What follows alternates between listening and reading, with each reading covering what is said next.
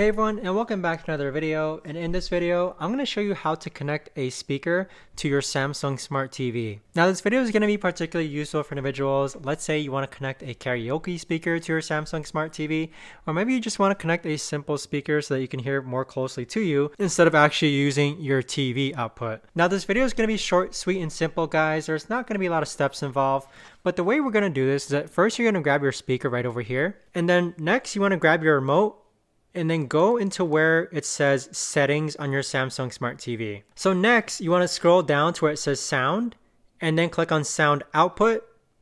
And then from here, you want to click on your Bluetooth speaker list. So click on your Bluetooth speaker list and then notice how on this screen here, it says searching.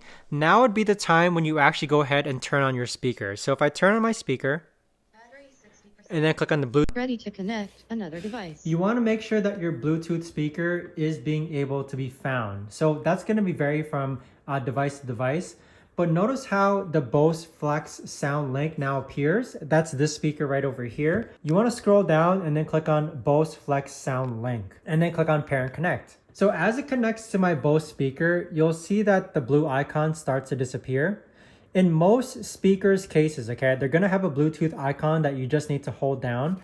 So as this is connecting to my Bose Flex sound link, you'll see that it's still blinking. You might need to give it a couple minutes or so in order to actually connect. Ready to connect another device. Connected to TV, living room TV. And as you see now, the Bose Flex sound link has now been connected. So I can choose this as one of my sound outputs now when it comes to me playing TVs or movies.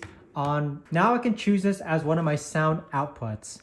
So what this will look like is that if I go back into that same tab, I can click on my Bose Flex sound link and notice how the green icon or the wave bars display.